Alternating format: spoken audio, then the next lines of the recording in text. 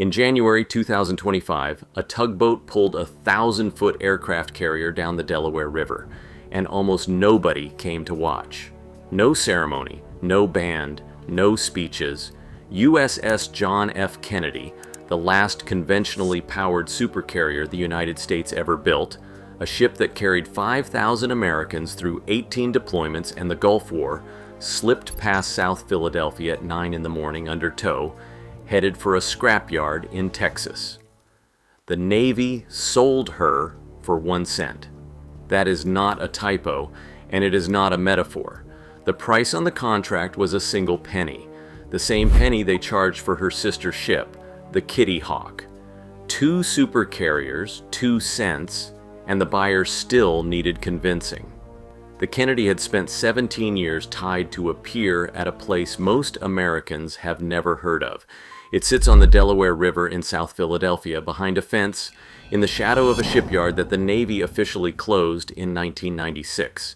It has an unglamorous bureaucratic name, the Naval Inactive Ship Maintenance Facility, and it is the largest ship graveyard the United States Navy operates. Roughly 23 warships are tied up there right now, 𝗙𝗃𝗆𝗆𝗃-class guided missile cruisers, Oliver Hazard Perry-class frigates, amphibious ships, auxiliaries, a literal combat ship, names that meant something to the people who served aboard them: Anzio, Hugh City, Vela Gulf, Halliburton, Elrod, Carr. Most of them have been stricken from the Naval Vessel Register, which is the Navy's way of saying the ship no longer legally exists as a ship. It is property now, steel with a file number, and what happens to that steel is a stranger, more expensive story than anyone expects. The Navy runs 3 of these facilities: Philadelphia on the Delaware, Pearl Harbor in Hawaii, and Bremerton on Puget Sound in Washington State. Philadelphia is the biggest. Bremerton holds around a dozen hulls and handles the nuclear work. Pearl Harbor holds the fewest. Together they are the entire American system for answering one question that turns out to be surprisingly difficult. What do you do with a warship after you are finished with it? The scale of that problem has been shrinking for a reason. In 1997, the Navy held as many as 195 inactive ships. By the end of 2014, that number was down to 49. They have been working the backlog down for decades, and every one of those ships had to end up somewhere specific. There are only 5 places to go. The first is a museum, and this is the outcome everyone imagines and almost nobody achieves. The Kennedy is the proof. Portland, Maine wanted her. The City Council voted unanimously in January 2011 to abandon the effort. The Rhode Island Aviation Hall of Fame tried for a berth at Naval Station Newport around 2014. That failed too. The Kitty Hawk Veterans Association raised roughly $5 million to save their ship and station her at Long Beach. The Navy rejected the bid because $5 million was about half of what decontamination, development, and long-term maintenance would actually cost. Museum plans die on funding, berthing, and the maintenance model in roughly that order. There are only 5 aircraft carrier museums in the entire United States. 4 are Essex-class ships from the Second World War. The 5th is a Midway class. Not one Cold War carrier has ever been preserved. The second option is an artificial reef. The ship goes to a yard and gets stripped of every fluid, every cable coated in polychlorinated biphenyls, every scrap of asbestos, every drop of residual oil in every void. The Environmental Protection Agency signs off, holes get cut in precise locations so the hull sinks upright and predictably, and then she goes down in shallow water and grows coral. The cleaning is the expensive part, which is exactly why it happens less often than the public thinks. The third option is a target. The Navy calls it a SINKEX, a sinking exercise.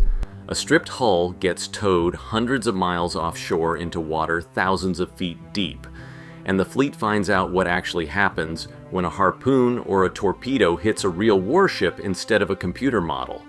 You cannot simulate the way a hull girder fails.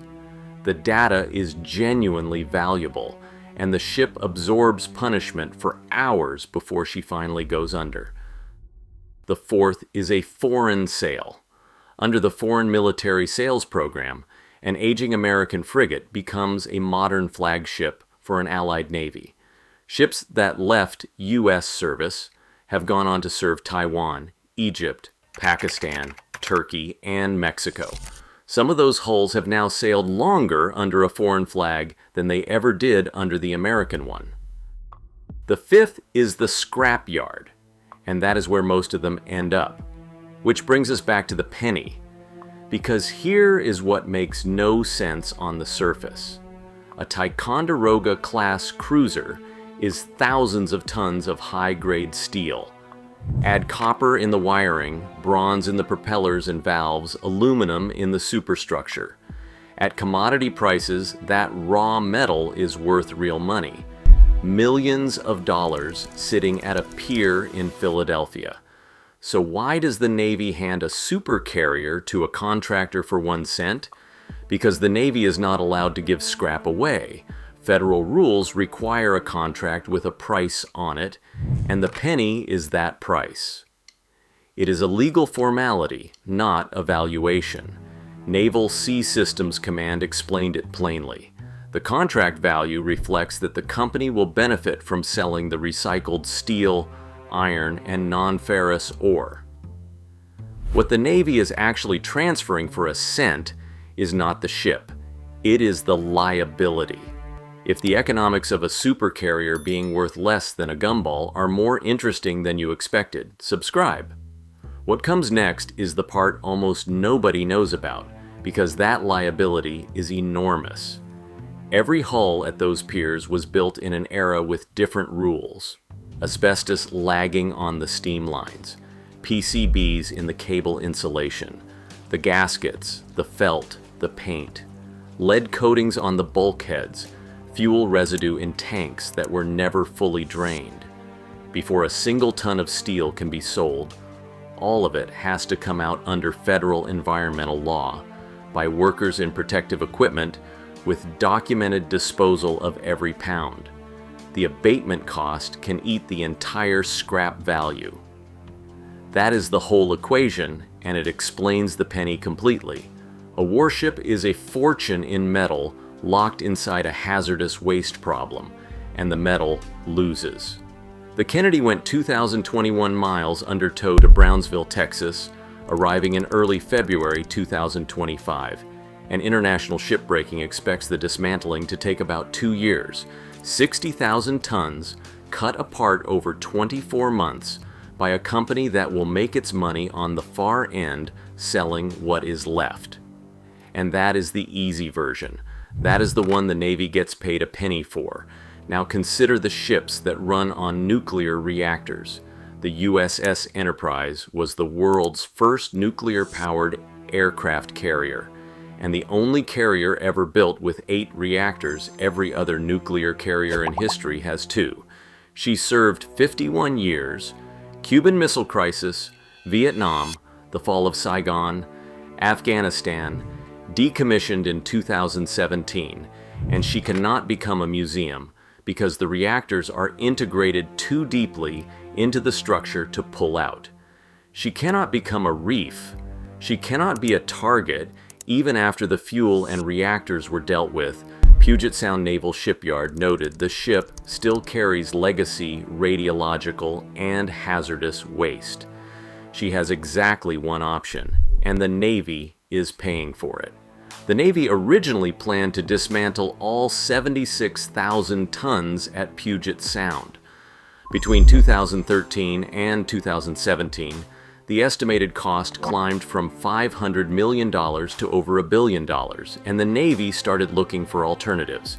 The Government Accountability Office warned in 2018 that full disposal could exceed $1.5 billion and take more than 15 years, and that a regulatory dispute between the Navy and the Nuclear Regulatory Commission over who even has authority was making it impossible for commercial yards to price the job. The GAO's point was blunt. Nobody has ever done this before, and 10 Nimitz-class carriers are lined up behind Enterprise waiting for the answer. The contract finally landed with North Star Maritime Dismantlement Services, a firm fixed-price deal worth $536.7 million, with the work happening in Mobile, Alabama, and completion projected toward the end of this decade. Firm fixed price matters. It shifts the risk to the contractor instead of the taxpayer. It is the first fully commercial dismantling of a nuclear-powered carrier in history, and every one of those 10 Nimitz-class ships will be measured against how it goes. So here are two numbers, both from the same Navy, both about the same problem. 1 cent for the Kennedy, $536,700,000 for the Enterprise. What is the difference between a ship you can sell for a penny and a ship that costs $500 million to erase? Nothing you can see from the pier. Same gray paint, same flight deck. The difference is what is buried in the middle of the hull. And it is the single most expensive decision in the entire life cycle of a warship, made decades before anyone thought about how it would end. Meanwhile, the ships that are left sit in Philadelphia and wait. The Navy pays every year to keep them from sinking at their moorings. Dehumidification runs to slow the corrosion. Corrosion control fights the river. Flood and fire watches walk the decks. Some are stricken and waiting for a contract. A few are still retention assets, technically recallable, held in a condition that would let them come back if the world changed enough to need them. There is a real argument tied up at those piers. Every hull represents a decision someone made about what the fleet needed, a class cut short, a system that could not be upgraded economically, a ship that simply wore out. Standing on the Delaware looking at 23 warships in a row, you are looking at 4 decades of naval policy with the paint peeling off it. So what happens when a Navy ship dies? Not much for a long time. It gets towed to Philadelphia and tied to a pier, and it waits, sometimes for 17 years, while people who love it try to raise money that will never be enough. Its equipment gets pulled for the ships still sailing. Its steel gets weighed against the poison inside it.